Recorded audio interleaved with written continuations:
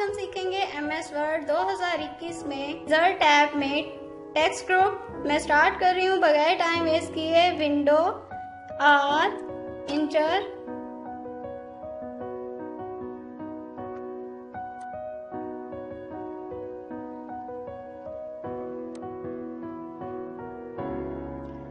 जी। यहाँ पे हम सीखेंगे सबसे पहले टेक्स्ट बॉक्स।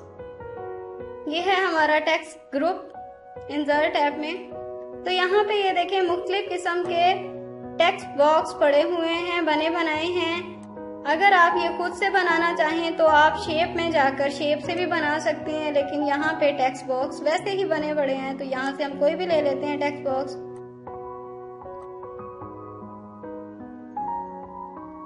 जैसे कि मैंने ले लिया, ठीक है। आपने अपने डॉक्यूमेंट्स में बना बनाया इस तरह से टेक्स्ट बॉक्स रखना है तो आप रख सकते हैं। इसमें आप अपना खुद से टेक्स्ट लिख सकते हैं, ठीक है। जैसे कि इस बॉक्स में टेक्स्ट है ना, तो आप जो अपने डॉक्यूमेंट्स के रिलेटेड आप लिखना चाह रहे हो इसमें टेक्स्ट, तो आप वो लिख सकते हो, ठीक है।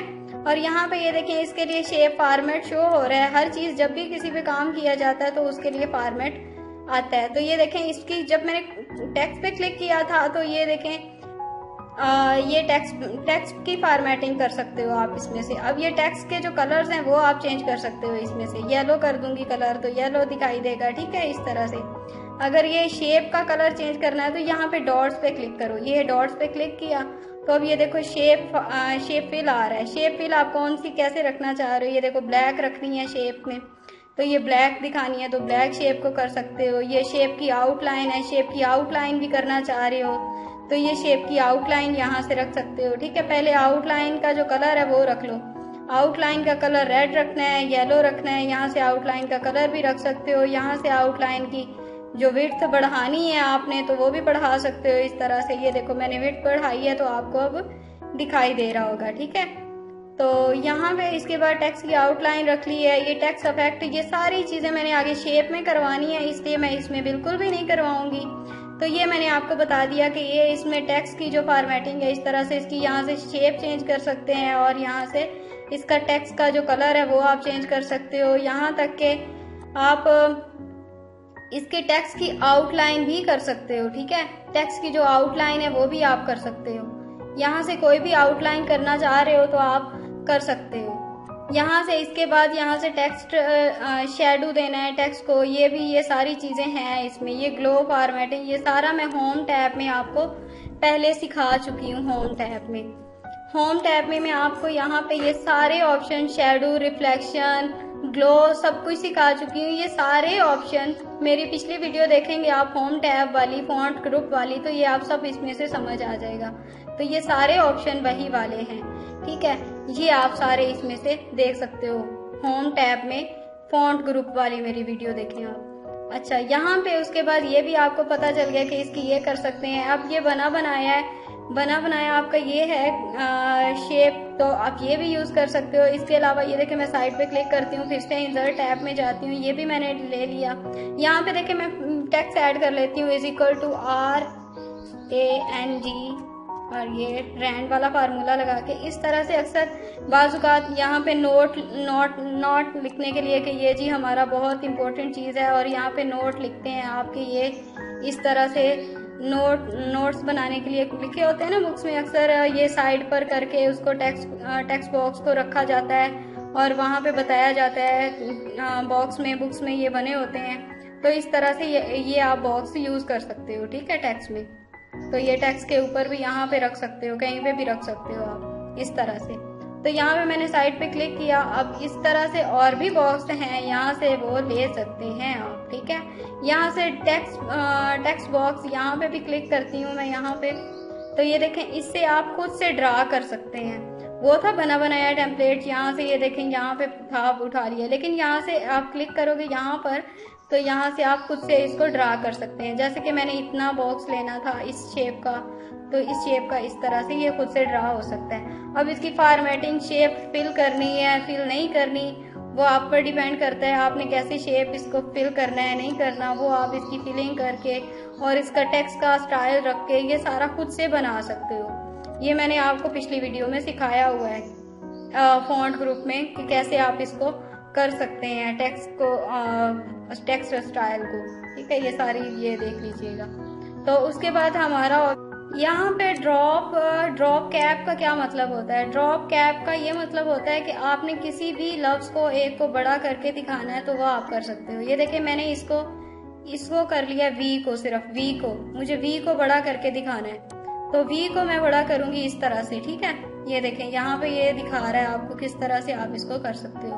ड्रॉप ये आपने अक्सर अखबारात में देखा होगा, यहाँ पे किसी भी मैगजीन में या किसी भी बुक में देखा होगा कि एक लफ्ज को बड़ा करके दिखाते हैं, तो इस तरह से आप ड्रॉप कैप भी यूज कर सकते हैं। ठीक है, यहाँ से मोर ऑप्शंस में जाएंगे, ड्रॉप कैप मोर ऑप्शंस में, तो यहाँ से मोर कर सकते हैं, किस लाइन में रखना है, कितना बड़ा होना चाहिए टेक्स्ट आपका। ठीक है, ये आपका इस तरह से ये मोर ऑप्शन में जाके आप इसको कस्टमाइज भी कर सकते हैं। ठीक है, यहाँ पे इस तरह से रखना है आपको, यहाँ इस तरह से चाहिए टेक्स्ट में, तो ये आप खुद से इसमें कर सकते हैं। यहाँ पे ओके करूंगी तो ये देखें इसके साथ इसके हिसाब से आ रहा है, हम इस तरह से रखते हैं।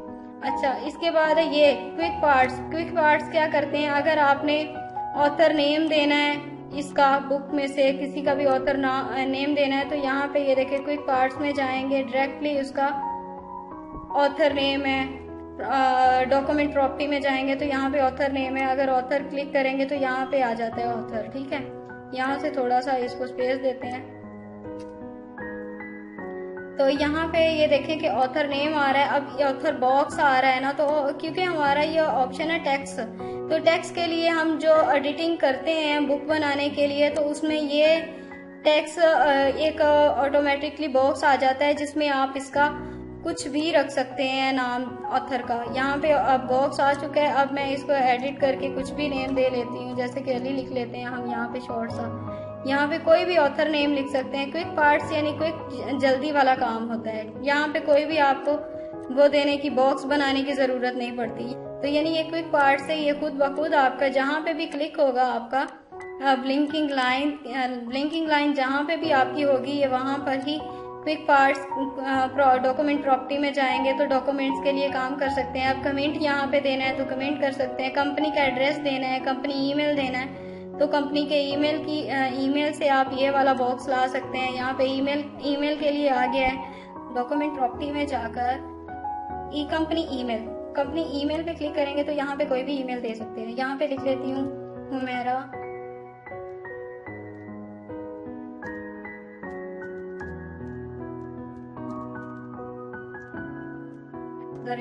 gmail.com। आपका जो भी ईमेल है वो आप यहाँ पे दे सकते हैं। ठीक है, तो इस तरह से आप इसमें ईमेल कुछ भी दे सकते हैं। यहाँ पे आपको जरूरत नहीं पड़ेगी कि आप अलग-अलग बॉक्स खुद बनाओ।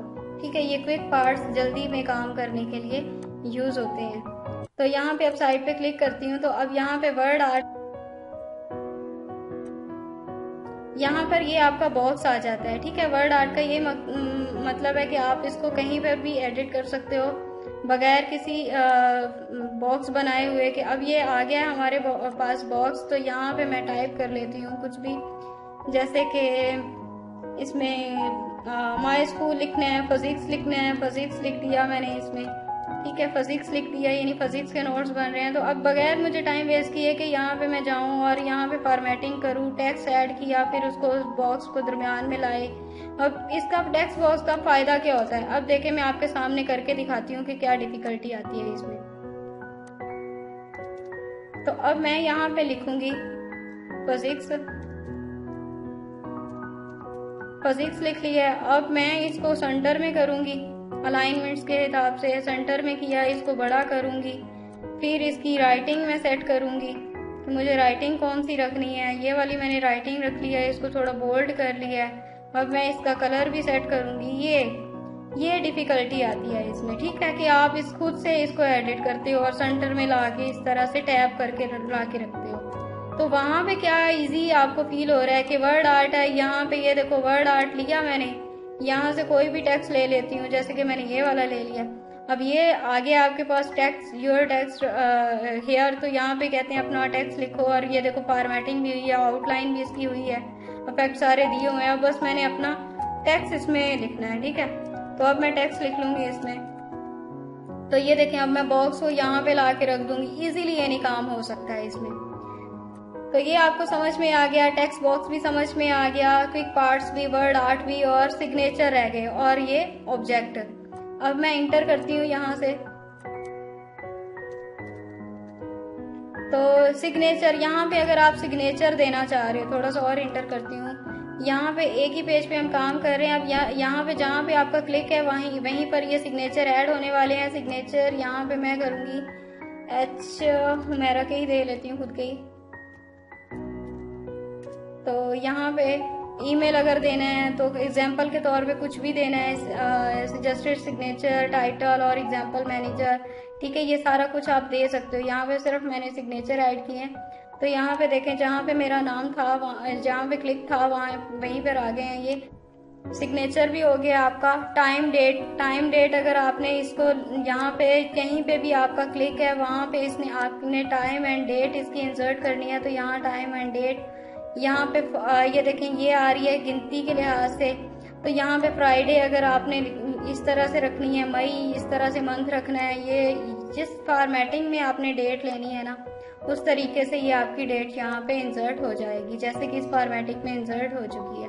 अच्छा, ये ऑब्जेक्ट क्या काम करता है? ऑब्जेक्ट आपने अगर इसी डॉक्यूमेंट में अगर आपके पास कोई PDF है या कोई भी फाइल है किसी भी तरह की, आपने वर्ड में ओपन करनी है तो आप इसमें से कर सकते हैं। तो मैं यहाँ से कोई भी PDF ओपन कर लेती हूँ, जैसे कि यहाँ में पड़ा हुआ है नॉन वर्बल 1। तो यहाँ से ये वाला मैं इसमें नॉन वर्बल के इसमें PDF ओपन कर लेती हूँ। ओके करती हूँ इसको। तो ये इसमें ओपन हो रहा है।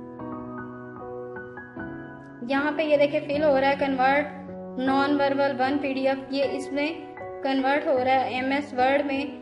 ये आप PDF भी ओपन कर सकते हैं। जैसे ये फिल हो जाएगा तो ये इसमें ओपन हो जाएगा।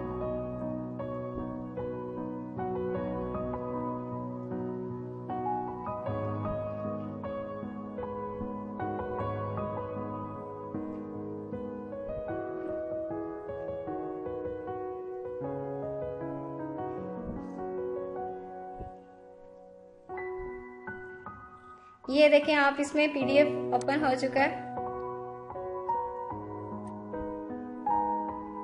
बहुत लॉन्ग PDF है।